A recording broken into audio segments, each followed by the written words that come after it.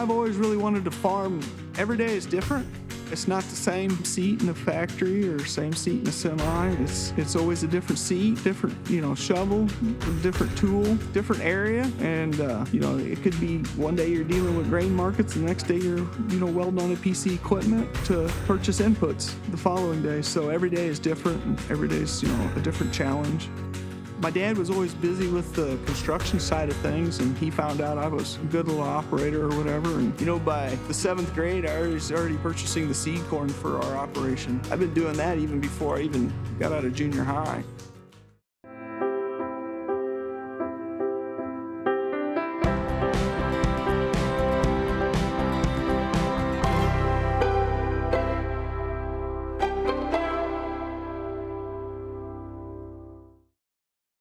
I'm RH Habbe IV here at Habbe Farms. We raise corn, soybeans, soft red winter wheat, and then usually a crop of soybeans after the wheat, and occasionally we'll raise some grain sorghum.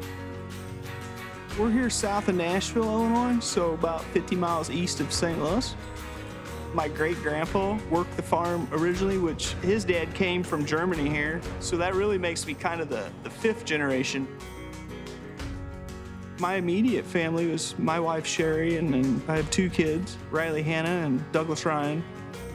Sherry grew up on a farm about 20 miles south of here, and she's a big help. She helps at harvest and some of the tillage work in the spring and harvest in the fall, be that extra combine operator.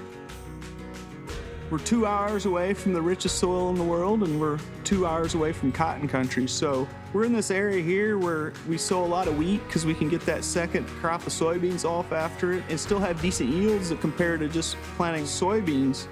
And then you get 2 crops off the field. It's twice as much work. But then some of our land is kind of more erosion prone, and the wheat helps with that. So if you rotate that wheat crop in there, keeps our soils tied down a little better, and then helps with farm income.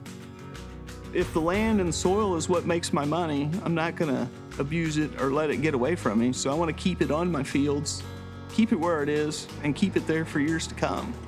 One of our advantages to our location here in Southern Illinois is the fact that our basis levels are extremely high compared to other areas of the country that have to ship long distances. We're 50 miles from one of the best harbors on the Mississippi River, which is the St. Louis market. So it usually means some of the strongest basis levels that you're gonna find anywhere in the Midwest. And that's a real advantage, I think, for our area. And having ADMs, having 3 facilities there in St. Louis that I haul through, so I think it helps out a bunch.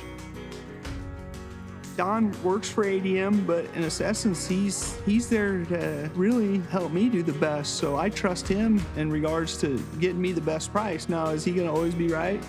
Probably not. Am I always gonna be right on that? Probably not, but he's gonna give you the best information. I got a few people that work with me over at ADM, and I can text them after hours, and they'll come out to the farm and help me work through stuff. ADM has always been able to get me the fertilizer they stored there at the river terminals in St. Louis, and I've always been able to get it, even when they said there was gonna be a shortage. They've put in a blending facility right at the river terminal, so you can buy it in bulk, save it quite a bit on price, and bring it back, and then we apply our own fertilizer and go that route just to try and cut costs as well. So as I'm thinking about the future, what I would want really have happen is my son and daughter to take the operation over and continue on trying to provide the cheap source of food that the world really needs and enjoy doing it. A lot of people are like, I wouldn't work that hard. And I say, well, I haven't worked a day in my life yet, so I'm not too worried about it. And which is the truth. To me, if you like what you do, it's not really work, is it? So that's where I come from.